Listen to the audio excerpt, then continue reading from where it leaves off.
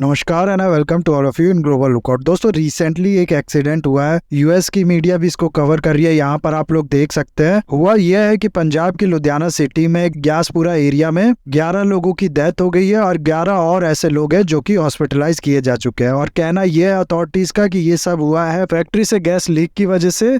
लेकिन अभी कुछ खास डिटेल इसके बारे में है नहीं, क्या सोर्स ऑफ लीकेज था और कौन सी गैस का लीकेज था, इस सब के बारे में कुछ पता है नहीं। इस पे आगे जांच पड़ताल जो होती है वो ऑलरेडी चल रही है। साथ ही साथ पुलिस हो गई या फिर एनडीआरएफ हो गई, इन लोग की जो पूरी टीम है यहाँ पर आ चुकी है। हेल्थ डिपार्टमेंट से जो लोग होते हैं वो भी यहाँ पर आ चुके हैं और इस एरिया को जहाँ पर ये एक्सीडेंट हुआ है इसको थोड़ी देर के लिए आइसोलेट कर दिया गया है। लेकिन इसको सोचो आप लोग, इस तरीके का एक्सीडेंट जो है ये तो कहीं भी हो सकता है। मैं आप लोग को डराना नहीं चाहता, लेकिन जिस तरीके से ये हुआ है अभी भी अथॉरिटीज को नहीं पता है कि कहाँ से ये गैस का लीकेज हुआ और क्या कौन सी गैस है जिसका लीकेज हुआ। तो ये सब चीज तो कहीं भी हो सकती है। हो सकती है मैं आज जहाँ पर हूँ कल को यहाँ पर आसपास सबकी साथ ऐसा ही हो और बाद में फिर पता चले कि कोई गैस लीक हो गई थी। कहने का मतलब है कि जो विजिबल थ्रेट होता है, जो चीज़ हम लोग को सामने दिखती है, उससे हम लोग अपने को बचाने की कोशिश कर सकते हैं या फिर बचा सकते हैं। लेकिन जो चीज़ इनविजिबल है वो तो काफ़ी टाइम तक हम लोग को पता ही नहीं चलेगा कि ऐसा कुछ हो रहा है, हम लोग पे थ्रेट कुछ आ चुका है। तो कैसे कोई एक्टिव होगा उससे अपने आप को बचाने के लिए। खैर, इस तरीके का चीज़ जो है ये तो हमेशा से बना हुआ है, ऐसा नहीं है क्योंकि नई चीज़ हम लोग को पता चली है। इस तरीके का खतरा हमेशा बना ही रहता है। लेकिन ये जो एक्सीडेंट है ना, ये एक बार फिर से सवाल उठाता है इंडिया की जो अथॉरिटीज है, जो इंडिया की गवर्नमेंट है, उसके ऊपर इंडस्ट्रियल सेफ्टी को लेके। हमारे यहाँ जो लॉज रूल्स रेगुलेशन है, क्या वो सफिशिएंट है? क्या उसकी वजह से जो एक्सीडेंट है वो रोका जा पा रहा है या फिर उसके इम्प्लीमेंटेशन में कमी है? ये सब सवाल एक बार फिर से उठेंगे इसके बाद।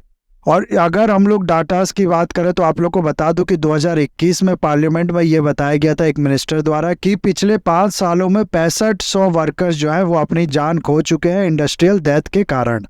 अकेले 2021 में ऐसा कहा जाता है कि हर महीने 7 ऐसे बड़े एक्सीडेंट रिपोर्ट किए गए हैं और ये वो हैं जो रिपोर्ट किए जाते हैं। जैसा कि मैंने आप लोग को पहले भी बताया, बहुत से जो इंडस्ट्रीज है, छोटी छोटी इंडस्ट्रीज है, अनऑर्गेनाइज सेक्टर की इंडस्ट्रीज है, उसमें कुछ ऐसा होता है जो कि छोटा मोटा इंसिडेंट होता है जिसमें एक जान जाती है या फिर लोगों की जान नहीं भी जाती है, खाली इंजरी होती है हैविली। उसमें कई बार रिपोर्ट भी नहीं किया जाता होगा। लेकिन उसके बाद भी ये जो डाटा जैसा कि मैंने आप लोग को बताया वो है। एनडीएमए का भी एक डाटा ये कहता है कि लास्ट के डिकेड में, यानी कि 2010 से लेकर 2020 का जो टाइम था, इसमें टोटल 130 मेजर एक्सीडेंट सिर्फ केमिकल इंडस्ट्रियल एक्सीडेंट थे, यानी कि केमिकल्स की वजह से हुए थे। तो ये सिचुएशन है। उसके बाद ऐसा बताया जाता है कि कोविड के बाद जब दोबारा इंडस्ट्री खुली और कोविड के टाइम पे भी ये जो एक्सीडेंट्स थे ये और भी ज़्यादा बढ़ गए थे। और आने वाले टाइम में आज भी अगर आप लोग देखो तो इंडिया की जो गवर्नमेंट है, जो इंडिया के लीडर्स है, वो इस बात पे प्राउड फील करते हैं कि कंट्री जो है उसके अंदर इंडस्ट्रियलाइजेशन हो रहा है, इंडस्ट्रीज उसके अंदर लग रही है। या फिर चाइना प्लस वन स्ट्रेटेजी में ये कहा जाता था कि चाइना से जो इंडस्ट्रीज हैं वोट के आएंगी इंडिया में और इंडिया में अपने इंडस्ट्रीज लगाएंगी। कुल मिला के ये कहने का मतलब है कि इस तरीके की बातें आप पिछले काफ़ी टाइम से सुन रहे होगे कि आने वाले टाइम में इंडिया भी एक इंडस्ट्रियल हब बनेगा। और ऐसे में ये बहुत कठिन काम नहीं है समझना कि इस तरीके की जो प्रॉब्लम है ये और भी ज़्यादा बढ़ने के चांसेस हैं। यहाँ आप लोग देख सकते हो, ये एक और आर्टिकल है, इसमें लिखा है कि हर दिन जो इस तरीके के एक्सीडेंट है, वर्क से रिलेटेड जो एक्सीडेंट है, उसमें 3 लोग अपनी जान खोते हैं। प्लस ये भी कहा गया है कि under reporting of incident even in formal sector plus large size of informal sector जो है, इसकी वजह से ये जो डेली डेथ है ये इससे कहीं ज़्यादा होगा। लेकिन इन सब की वजह से ये 3 वर्कर सिर्फ बताया जाता है अभी, जबकि रियलिटी में ये बहुत ज़्यादा है।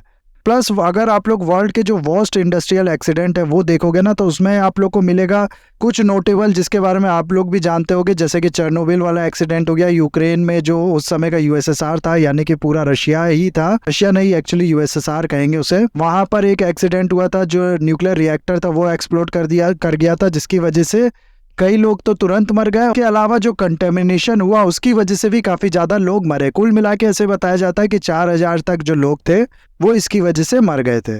तो ये एक बहुत बड़ा इंडस्ट्रियल डिजास्टर था। उसके बाद फिर हैलिफैक्स एक्सप्लोजन एक इंसिडेंट हुआ था कनाडा में। दरअसल क्या हुआ था ना कि 1917 के टाइम पे फ्रांस का एक शिप जो कि काफ़ी ज़्यादा जो एक्सप्लोजन होता है वो लेके जा रहा होता है। और ये टाइम अगर आप लोग समझ पा रहे होगे तो ये टाइम था फर्स्ट वर्ल्ड वॉर का, 1917 से था। उस बीच ये शिप जो है ये एक्सप्लोजन को ट्रांसफ़र कर रहा होता है, तभी एक और दूसरे शिप से ये कोलाइड कर जाता है और जिसकी वजह से बहुत बड़ा एक्सप्लोजन होता है। 2000 लोग इसमें तुरंत मर जाते हैं, प्लस 9000 लोग इसमें घायल हो जाते हैं, ऐसा कहा जाता है, ऐसे इसके लिए डाटा है।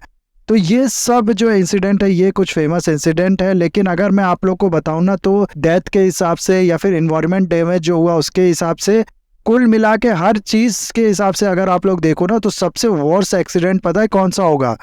1984 में हुआ सबसे बड़ा इंडिया का डिजास्टर, जो कि है भोपाल गैस ट्रेजेडी।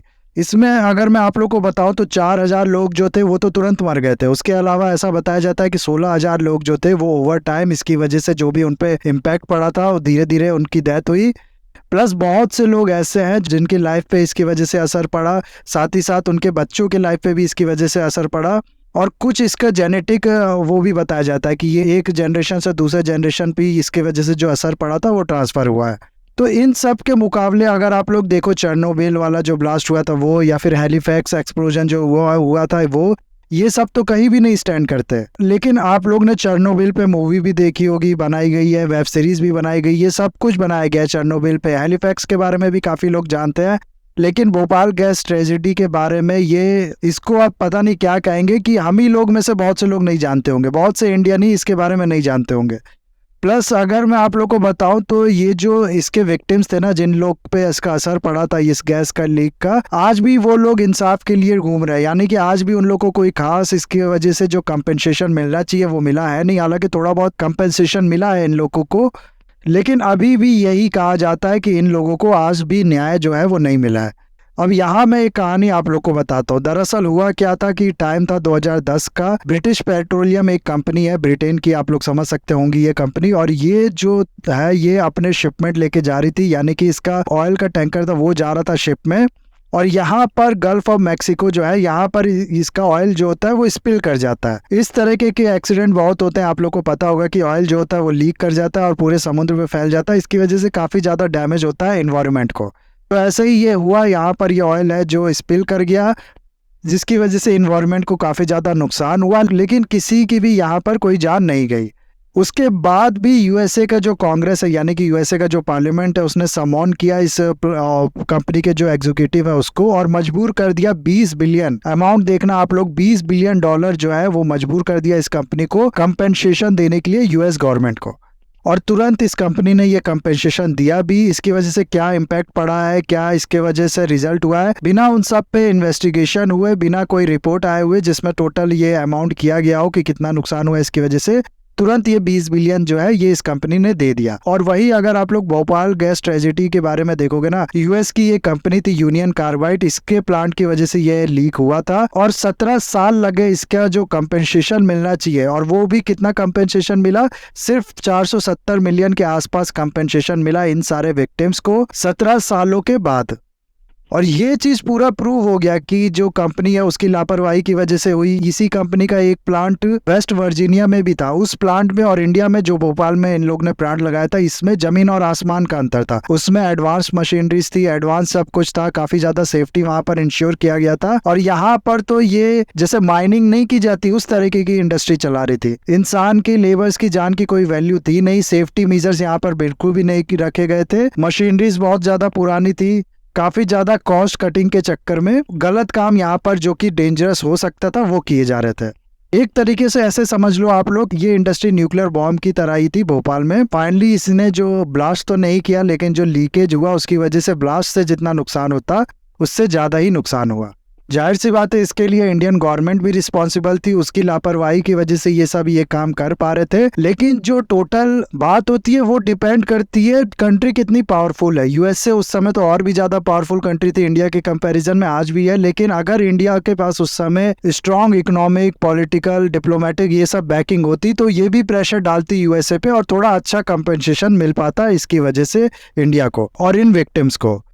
लेकिन क्योंकि इंडिया की इकोनॉमी के लिए इस तरह की इंडस्ट्री जरूरी थी, इसीलिए बहुत ज़्यादा इग्नोर किया जाता था जो सेफ्टी मेजर्स होते हैं उन लोगों को, और सिर्फ थोड़ा बहुत इन्वेस्टिगेशन के बाद कोई बड़ा एक्शन इस तरह के चीज़ों के लिए सेफ्टी मेजर का ना होने की वजह से इन इंडस्ट्रीज पे नहीं लिया जाता था। और ये तो चलो पुरानी बात होगी, आज इस इंसिडेंट को 38 साल हो गए और आज भी हम लोग, जैसा कि मैंने आप लोग को बताया कि एनडीएमए का डाटा है, पिछले सिर्फ 5 सालों में 65,000 लोगों ने अपनी जान खोई है इंडस्ट्रियल एक्सीडेंट की वजह से। तो ये आज के डाटा है, आज भी वही हो रहा है जो पहले हुआ करता था।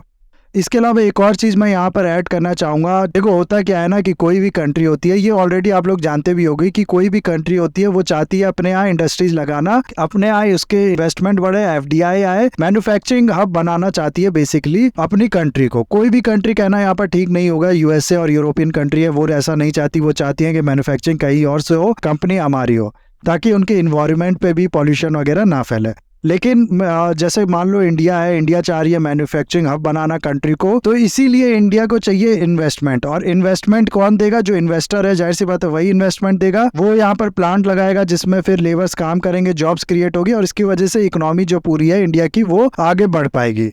लेकिन होता क्या है ना कि किसी भी इंडस्ट्री में जो इन्वेस्टर्स है यानी कि जो मालिक है कंपनी का उसके बीच में और जो लेबर्स है उनके बीच में कॉन्फ्लिक्ट ऑफ इंटरेस्ट बहुत होते हैं, बहुत से चीजों को लेके होते हैं, जैसे कि वर्किंग ऑफ आवर्स हो गया, वेजेस हो गया, या फिर बाकी चीजों को भी लेके, लीव हो गया, इन सब को चीजों के लेके जो एम्प्लॉयर और एम्प्लॉयज के बीच में जो कॉन्फ्लिक्ट ऑफ इंटरेस्ट होते हैं वो बहुत होते हैं। ऐसे में इंडिया चाहता है कि उसके यहाँ इन्वेस्टमेंट बढ़े, उसके यहाँ इंडस्ट्रीज लगे, तो वो जाएगा इन्वेस्टर्स के पास। इन्वेस्टर्स कहेंगे कि यार तुम्हारे लॉज बहुत कठिन है, हम तुम्हारे लॉज जो है वो लेबर्स को बहुत ज़्यादा फेवर करते हैं, जिसकी वजह से हमारा जो नुकसान है वो होता है, तुम्हारे यहाँ बिजनेस करना आसान नहीं है। फिर इंडिया कहेगा कि चलो हम लोग अपने यहाँ जो बिजनेस करना है उसे आसान बनाते हैं, ईज ऑफ डूइंग बिजनेस जो है उसमें अपनी रैंकिंग इंप्रूव करते हैं। इसके लिए वो क्या करेगा कि ये जो लेबर लॉज है इसको फिर डाइल्यूट करेगा, इसको कम स्ट्रिक्ट बनाएगा। और यही चीज करना पड़ता है कभी कभार मजबूरी में, जिसकी वजह से होता क्या है कि इस तरह के इंसिडेंट होने के जो चांसेस होते हैं वो और भी ज़्यादा बढ़ते हैं। गवर्नमेंट को लेबर को छोड़ के जो इन्वेस्टर्स हैं, जो उनकी प्लांट्स है, जो बड़े बड़े बिजनेस हाउसेस हैं, उनको सपोर्ट करना पड़ता है। और एक प्रॉपर बैलेंस ना बना पाने की वजह से ये सारा इंसिडेंट जो है इसके होने के चांसेस बढ़ते हैं। में ही आप लोग को पता होगा इंडिया में जितने भी लॉज थे चीज को लेके उन सबको हटा के 4 कोड में तब्दील कर दिया है, यानी कि 4 कोड रह गए, बाकी जितने भी लॉज थे उन सबको हटा दिए गए हैं। इसमें बहुत से लोग ऐसे हैं जिनका कहना है कि जो लेबर्स के पास राइट्स थे, जो उनके एडवांटेज मिला था पुराने लॉज में, उसको डाइल्यूट किया गया है। इसमें प्रोटेस्ट करना बहुत ज़्यादा कठिन बना दिया गया है लेबर्स के लिए, कि आप लोग 60 दिन का नोटिस दिए बिना प्रोटेस्ट नहीं कर सकते। साथ ही साथ ट्रिब्यूनल में अगर जो मैटर है वो पहुंच गया तो उसके बाद प्रोटेस्ट नहीं कर सकते। इस तरीके के कुछ रिस्ट्रिक्शन जो है वो लगाए गए हैं लेबर यूनियन पे, उनके प्रोटेस्ट करने का जो राइट है उस पर। प्लस पहले का जो लॉ था उसमें ये कहा गया था कि अगर कोई भी कंपनी जिसके 10 से ज़्यादा वर्कर्स है उसके अंदर एक सिक्योरिटी के लेके कमेटी बनाई जाएगी। लेकिन अब ये जो नंबर्स है इसको बढ़ा के 250 कर दिया गया है, यानी कि 250 व्यक्ति अगर आपने की कंपनी में है तभी आपको जो सिक्योरिटी कमेटी है वो बनानी पड़ेगी।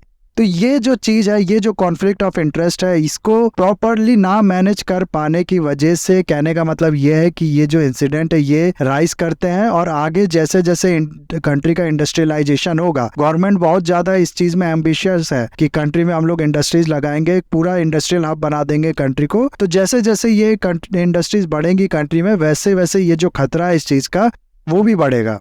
ऐसे में भले लेबर यूनियन का जो प्रोटेस्ट वगैरह है उसमें मैं नहीं कहूँगा, लेकिन जो ऑक्यूपेशन सेफ्टी है, जो वर्क इन्वायरमेंट है उसको रिलेटेड सेफ्टी का इशू है, इसको वाकई इसके रिलेटेड जो लॉज रेगुलेशन है इसको स्ट्रांग बनाने की ज़रूरत है ताकि इस तरीके की चीज़ों को अवॉइड किया जा सके। तो ये है पूरा मेरी राय। बाकी आप भी बताइएगा कि किस चीज़ को ज़्यादा फेवर करना चाहिए, लेबर सेफ्टी को, यानी कि लेबर सेफ्टी से रिलेटेड जो लॉज है उनको स्ट्रिक्ट बनाने के बाद ये जो एक्सीडेंट है ये कम होंगे, इसको इसलिए प्रेफर करना चाहिए, या फिर जो कंपनीज है, जो इन्वेस्टर्स है, उनको थोड़ा ज़्यादा सपोर्ट करना चाहिए ताकि कंट्री में जो इन्वेस्टमेंट है वो बढ़े, इंडस्ट्रीज लगे और जॉब्स क्रिएट हो इन्हीं लेबर्स के लिए। बाकी ये था पूरा वीडियो गाइज। आई होप ये वीडियो आपको अच्छा लगा होगा। इसे लाइक, कमेंट, शेयर, सब्सक्राइब जरूर कीजिएगा। That's all. Have a nice day. Take care.